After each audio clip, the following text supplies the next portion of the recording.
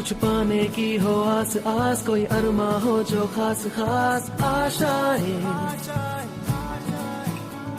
हर कोशिश में हो बार बार, करे दरियाओं को आर पार। नमस्कार दोस्तों आज हम लेक्चर नंबर 5 में एंटर कर चुके हैं। आप सबका स्वागत है दोस्तों। आज के लेक्चर में मैं आप सभी को ग्रेट मॉर्निंग करना चाहता हूं। तो मेरी तरफ से आप सब के लिए ग्रेट मॉर्निंग।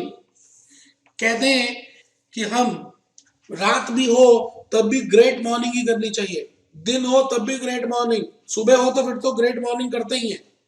अब एक बच्चा कह रहा है रात हो तो ग्रेट मॉर्निंग क्यों? बेटे, जो हम बोलते हैं उसकी बातों के विचार हमारे मन में बनने शुरू हो जाते हैं।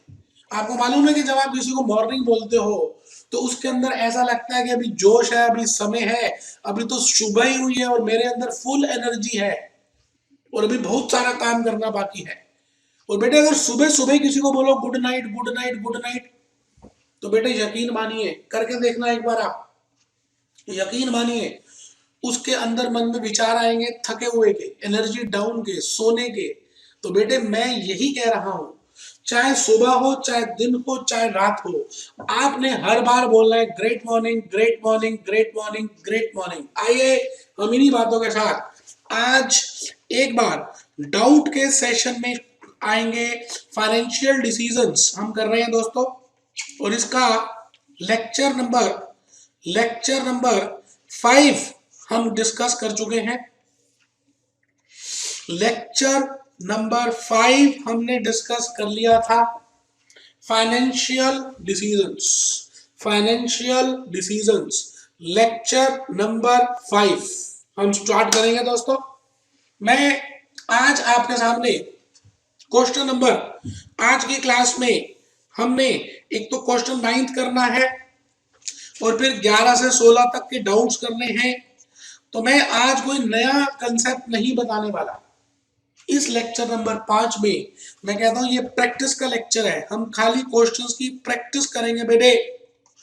कहते हैं practice makes the man and women both perfect. Practice दोनों को परफेक्ट बनाती है। Practice makes the man and women both perfect.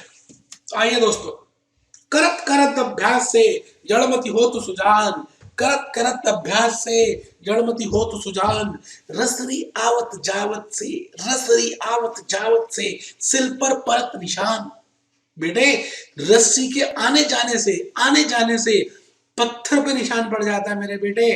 तो आप तो वैसे ही बुद्धिमान हो, एग्जीक्यूटिव क्लियर करके आए हो ना बेटे, तो कैसे बुद्धू हो सकते हो? अगर बुद्धू होते तो इस लेवल तक पहुंचते ही नहीं। इसीलिए मैं आपसे कह रहा हूं, थोड़ी सी हिम्मत दिखाइए, मेहनत कीजिए, काम हो जाएगा। क्वेश्चन नंबर 9 मैं आपके सामने खोल रहा हूं, आप एक बार देखिए, पढ़िए। बड़ा ही अच्छा और अजीब तो नहीं कहूंगा, हट के क्वेश्चन है। क्वेश्चन नंबर 9 बड़ा ही इंपॉर्टेंट क्वेश्चन है, लिखा नहीं है लेकिन सीएस सब में आ चुका है।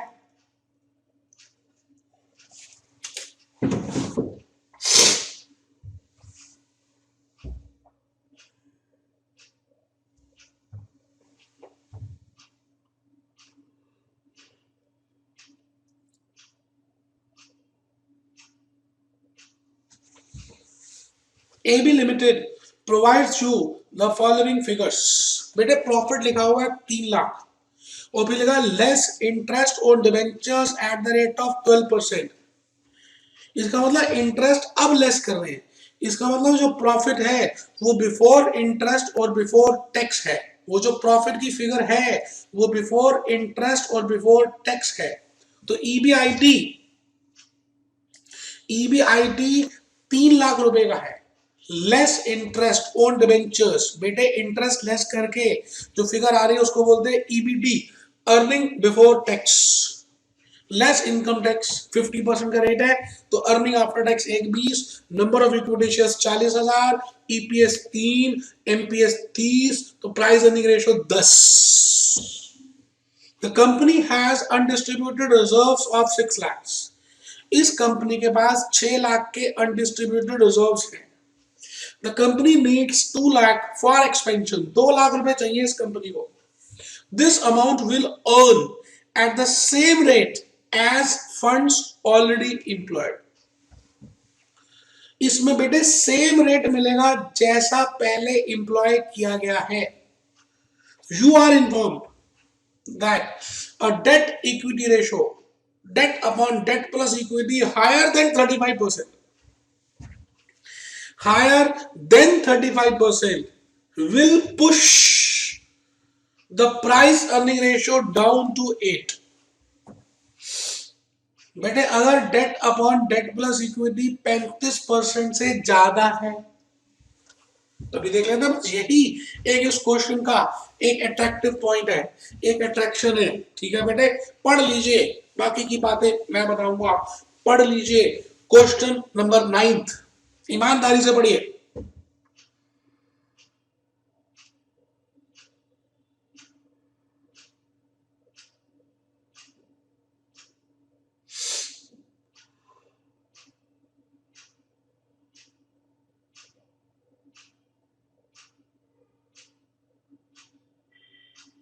ठीक है जी, आइए इस क्वेश्चन की कुछ नई बातें हैं जो हमने सीखनी है.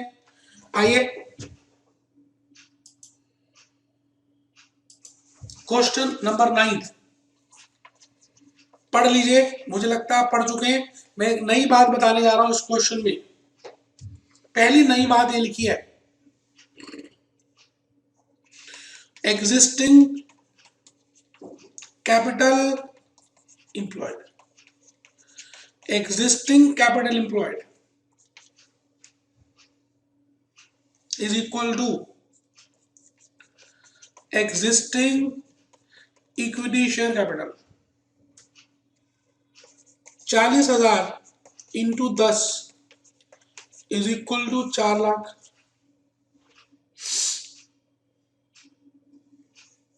Existing reserves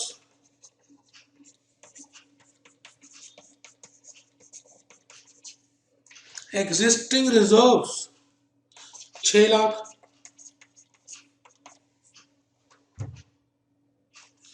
12% existing debentures, 12% existing debentures. बेटे इसको निकालना होगा. 12 रुपए का इंटरेस्ट है तो 100 है, और 60,000 है तो कितना? 60,000 इंटू 100 अपॉन 12. बेटे 5 लाख के आगे डिबेंचर्स. आराम से बेटे, कोई जल्दी है ही नहीं. 5 लाख रुपए के डिबेंचर्स आ गए बेटे. टोटल आ गया बेटे 15 लाख. लिख लो बेटे आराम से. Existing capital employed. ये ऐसी चीज तो क्वेश्चन नंबर 3 में भी की हुई है आपने. इसी बुक का क्वेश्चन 3 अगर आप देखें तो उसमें भी एग्जिस्टिंग कैपिटल एम्प्लॉयड निकाली थी. 15 लाख रुपए एग्जिस्टिंग कैपिटल एम्प्लॉयड आ गई. अब ये कंपनी कह रही है कि इसको 2 लाख रुपए की और जरूरत है. 15 तो है ही, 15 लाख रुपए तो है ही, 2 लाख रुपए की और जरूरत है. 2 लाख रुपए की और जरूरत है.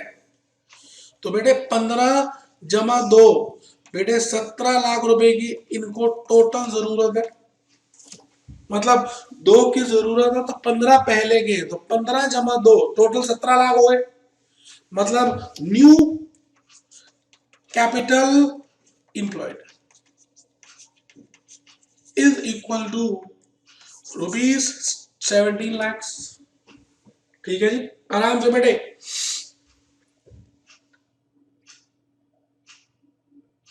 फिर वो कह रहा है जी company will earn at the same rate. इसको अंडरलाइन कर दीजिए, same rate.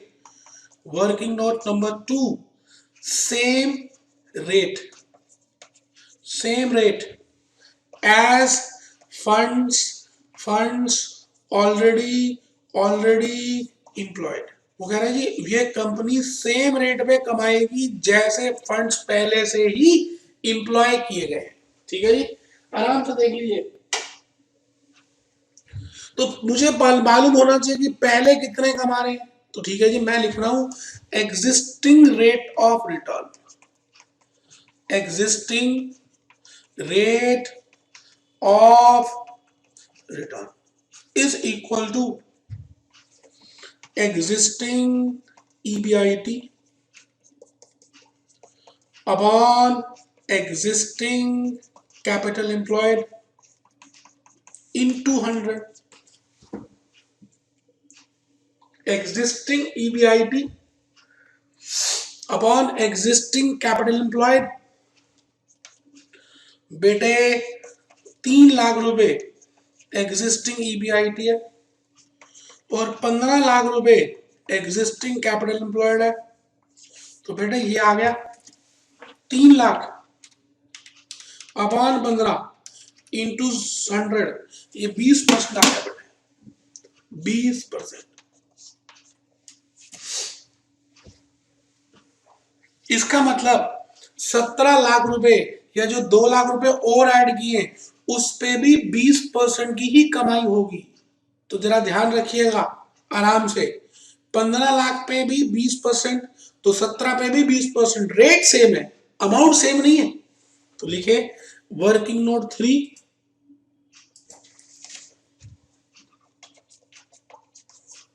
New EBIT, new EBIT is equal to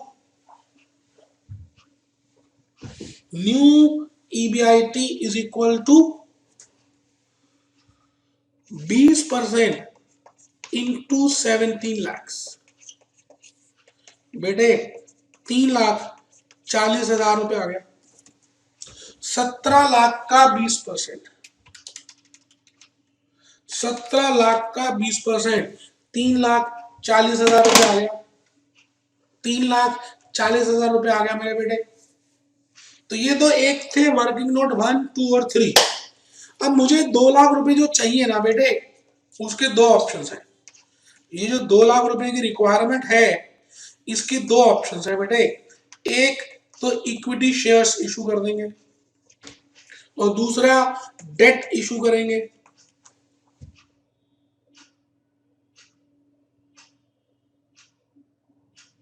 और बेटे डेट वो कह रहा है 14% भी इशू होंगे। अब बच्चे यहाँ पे गलती करते हैं, इक्विटी लिखा हुआ है, वहां पे लिखा है इशूइंग इक्विटी शेयर्स, ठीक है जी, लेकिन एक चीज बताइए किस रेट पे इशू करेंगे इक्विटी शेयर्स, ये तो नहीं लिखा।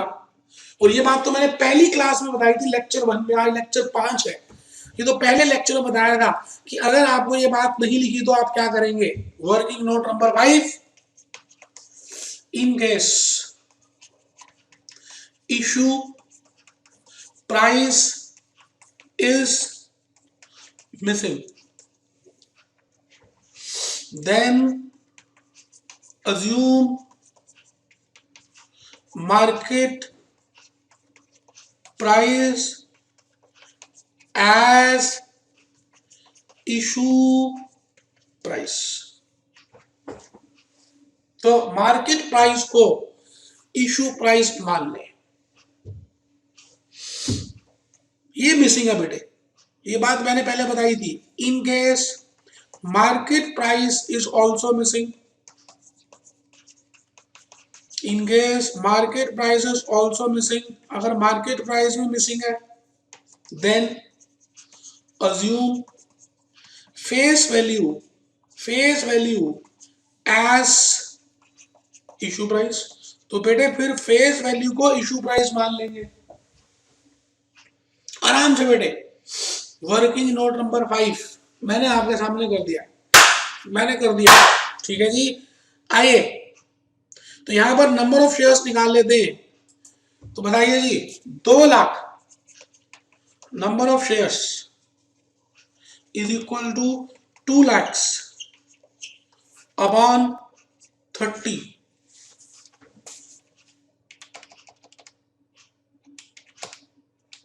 ये आ गया बेटे 6,606।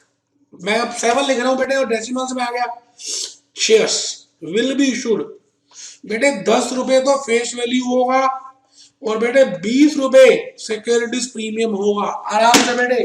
अगर आपने घर में किया हुआ है तो यहीं पे बच्चे गलती करते हैं कि वो इश्यू प्राइस 10 रुपए ले लेते हैं, जो कि गलत है।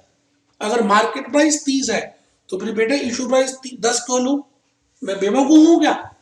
चलिए कोई बात नहीं, गलती करना अच्छी बात है, बार बार उसी गलती को दोहराना गलत बात है मेरे बेटे। आराम से लिख लीजिए, कोई टेंशन की बात नहीं। चलिए जी शुरू करेंगे। Step 1, statement showing capital structure of alternative proposals। लो बेटे,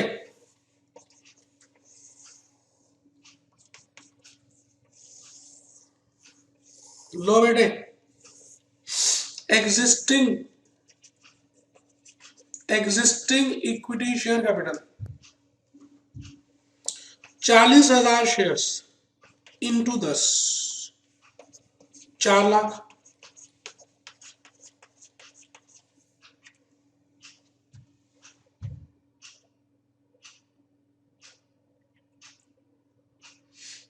बेटे थोड़ी सी जगह छोड़ दो। Reserves and surplus 6 lakh.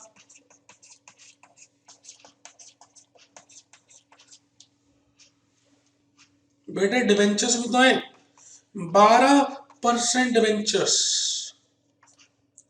बेटे 5 लाख।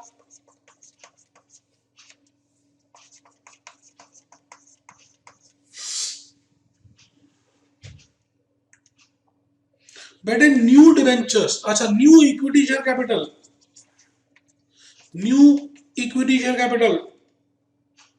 देखिए जी 6,667 शेयर्स है।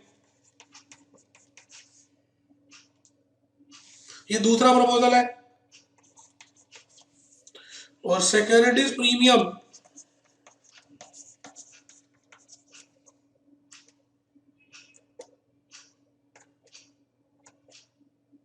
बेटे सिक्योरिटीज प्रीमियम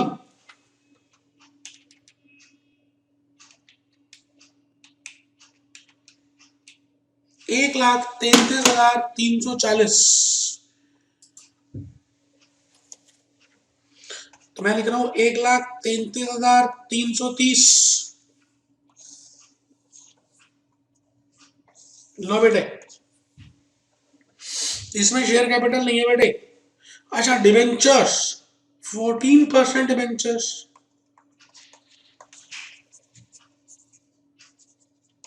14% डिवेंचर्स 2 लाख। लो बेटे, ये लो बेटे। स्टेप नंबर 1, 6 + 4 10, 5 15, 2 और 2 17 लाख। ये आ गया बेटे। पहला स्टेप तो मैंने कंप्लीट ही कर दिया, फर्स्ट स्टेप तो कंप्लीट कर दिया बेटे। स्टेप नंबर 2, आइए हम प्रॉफिटेबिलिटी स्टेटमेंट बनाएं। स्टेप नंबर 2, हेडिंग लिखिए profitability statement of alternative proposals. लो बेटे, आराम से प्रिपेयर करेंगे। EBIT बेटे वो तो निकाल ही चुका था मैं। ये देखो, ये निकाला बेटे 3,40,000।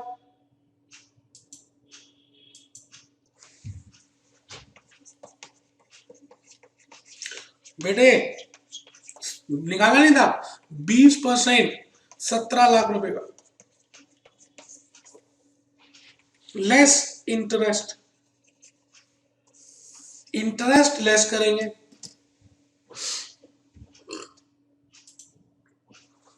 बेटे 12% 5 लाख का, तो ये आ गया 60,000। और 2 लाख का 14%,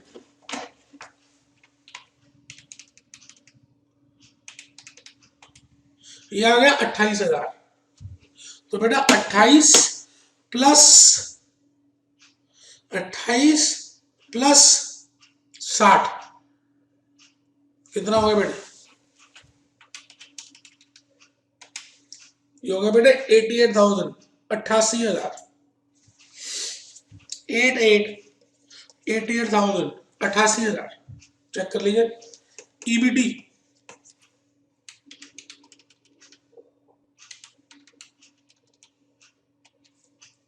2,52,000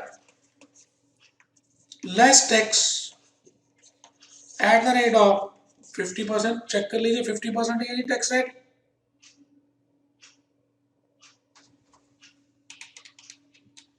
बेटे 1,26,000, ये आ गया बेटे 1,26,000 earning after tax. Preference dividend तो है ही नहीं, तो यही चीज हो गई profit available to shareholders. Number of equity shares check करिए, नंबर ऑफ इक्विटी शेयर्स कितने होंगे? 40,000 है बेटे। पहले प्रपोजल में देखिए 40,000, 40,000 तो 40,000। ईपीएस, ईपीएस 1,26,000 डिवाइडेड बाय 40,000, ये आ गया बेटे 3 रुपए 15 पैसे, 3 रुपए 15 पैसे आ गए बेटे। Price earning ratio, price earning ratio, अभी प्राइस अर्निंग रेशो में मैंने एक नोट लिखवाना है, एक रेशो की बात हो रही है अभी, वो देखते हैं। पहले आप प्रपोजल 2 कंप्लीट कर दीजिए, इंटरेस्ट निकालिए, ईबीटी निकालिए, करिए जल्दी।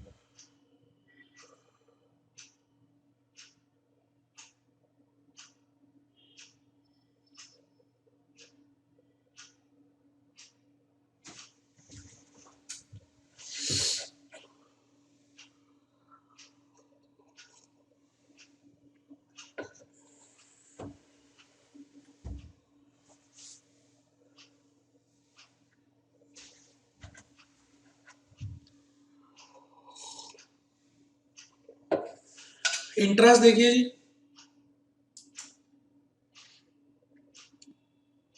60,000 रुपए का इंटरेस्ट है।